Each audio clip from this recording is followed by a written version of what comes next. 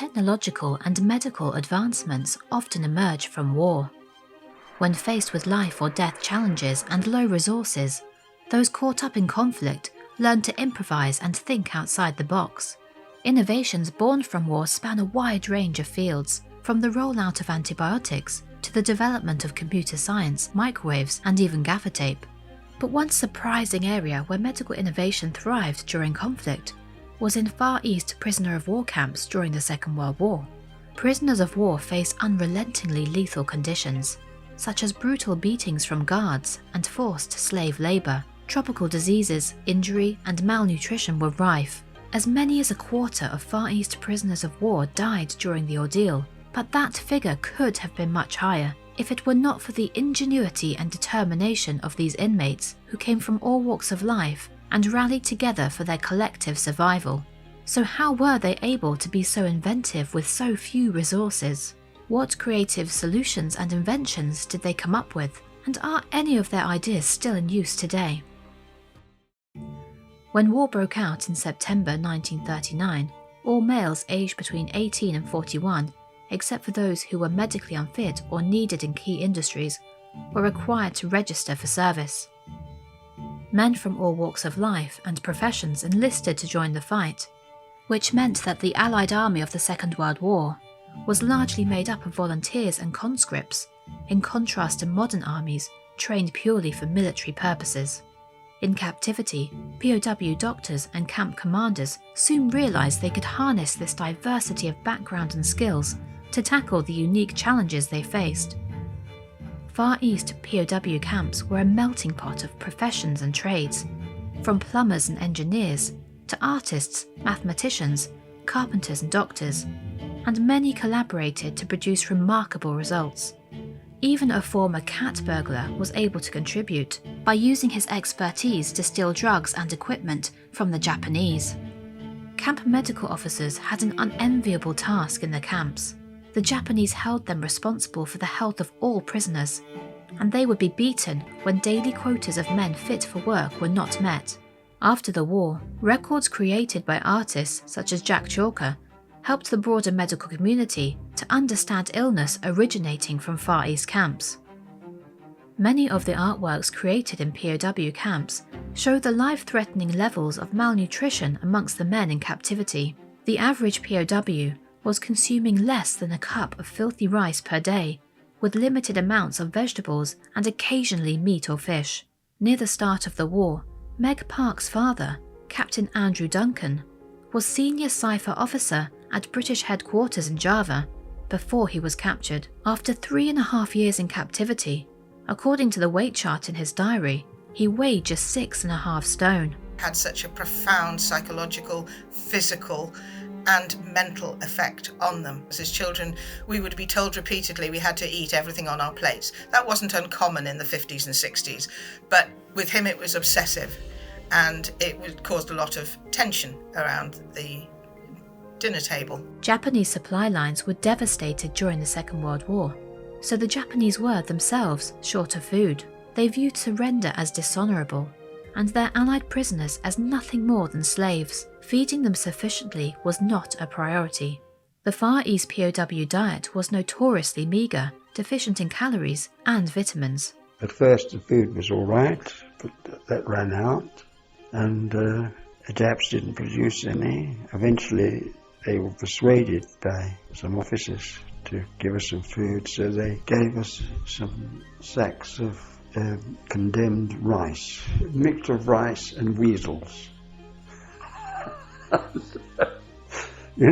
During the first year of captivity, a condition called beriberi had become a pressing concern.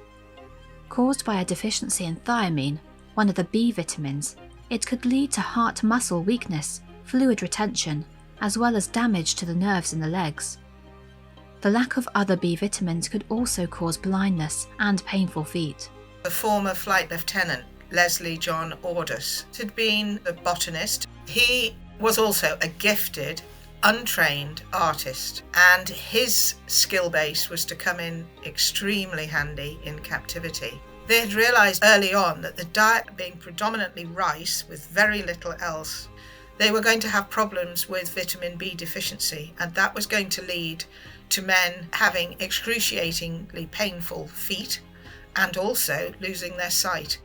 And Leslie knew that he was beginning to lose his sight. Camp medical officers struggled at first to find solutions, but in March 1943, a fresh intake of Dutch prisoners brought with them stories of a potential cure from their previous camp. The answer, it seemed, was yeast. So he and this fellow scientist, a Dutchman, worked out how they could make yeast in camp, because yeast is rich in vitamin B. And they perfected it secretly and produced yeast as a supplement that people could take as a liquid on a spoon. Fermentation techniques have been practiced for centuries. British troops were even issued Marmite rations during the First World War after the discovery of B vitamins in the product in 1912.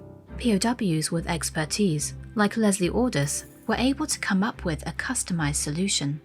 Although POWs had limited produce to work with, they could buy maize with their small camp funds, and they also had rice rations. They were able to set aside a small amount of maize, rice or fruit as a substrate from which to grow their yeast. That was the basic principle.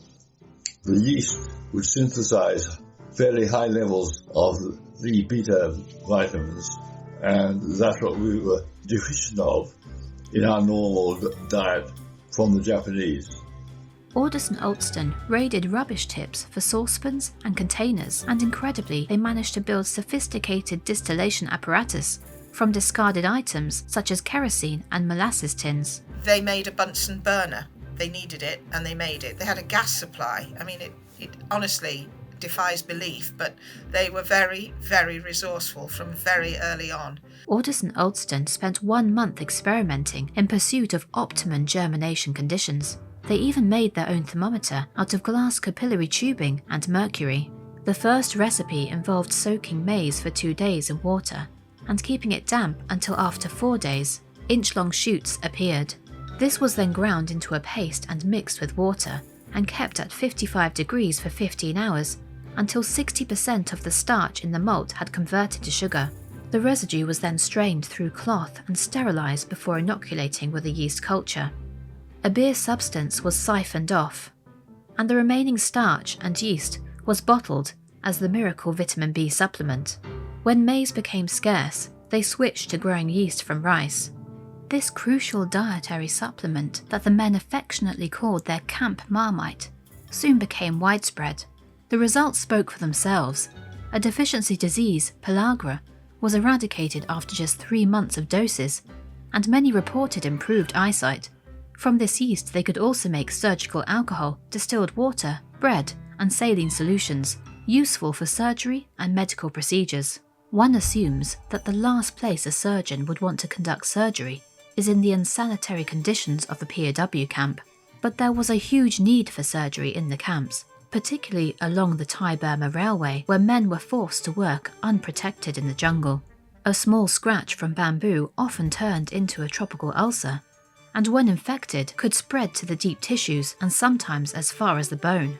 Dead tissue was removed by either scraping it off with a sharpened spoon, without anaesthetic, or the dead flesh could be eaten away by introducing maggots or submerging the limb in the river so that certain fish could nibble at it. Tropical ulcers could be extremely painful, and many required amputation to avoid loss of life. But how could surgery be performed in such an unsanitary and ill-equipped environment? There was no anaesthetic or anything like that. They just 4 guys would hold the fella down and off would come his leg, throw it in a 44-gallon drum. That was it. It was pretty ruthless, but it saved a lot of lives. If they hadn't had them amputated, it would have killed them. They would have died of gangrene or of blood poisoning. They performed miracles. It's the ingenuity that is so awesome. For people who had nothing, to have been so resourceful. Much of the medical equipment was created in the camp workshops by people with metalwork and mechanical skills. They repurposed kitchen knives, tin cans and scissors into medical instruments such as surgical forceps and scalpels. They had so little to dress the wounds with, and most of the dressings were torn up shirts and things, that every morning when the dressings were taken off, they were put into a biscuit tin and boiled. So you had a sort of stew of dressings. They were then taken out and put into another lot of water, and they were reused. Blood transfusion and donation presented their own challenges, as there were very few needles, but prisoners of war skillfully made their own needles, from thin hollowed-out bamboo shoots, or by adapting glass droppers. In 1945, Captain Markowitz reported that a staggering 3,800 blood transfusions had been carried out in the Compton POW hospital alone. There was never a shortage of blood donors. Despite their predicament, many POWs were keen to volunteer. For larger items, such as operating tables, raised beds, and dentist chairs, bamboo seemed to be the ideal option, as it was straight, sturdy, lightweight, and readily available. Bamboo also came in handy for more personal items. The ingenuity that was used in Chiang Kai was absolutely incredible. Chaps made a rib shear out of a kitchen tap. There was fellows making artificial limbs. Amputations at thigh level were particularly common, and this presented a difficult challenge. However, they were able to come up with creative solutions, and over time, more and more sophisticated designs came out of the workshops. A dedicated prosthetic limb factory, run by POWs at Changi Camp, even utilised salvaged sheets of aeroplane fuselage metal. The bamboo peg legs were preferable to many men because they were so lightweight and very strong. But they also became hiding places, these peg legs, for one or two of the artists who would actually be able to slit the bamboo and slide paper in. Sergeant Barber was an amputee who had worked on the infamous Burma Railway. This prosthetic leg and harness were built for him at Chiang Kai by British and Australian POWs from hollowed-out teak and tamarind. The hinges were made from the metal of a camp bed, donated by another POW. Further elements were fashioned out of an army-issue water bucket, the leather from the hide of a bullock killed in the camp, as well as army-issue webbing. These are just a few examples of the many innovations born out of necessity that helped improve chances of survival for POWs during the Second World War. These were unprecedented circumstances.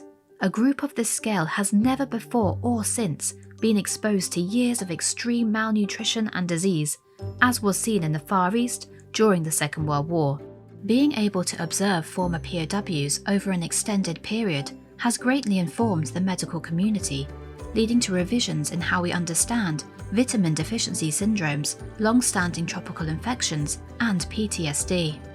The resourcefulness of prisoners of war not only provided immediate solutions, but also paved the way for advancements in the post-war era and beyond.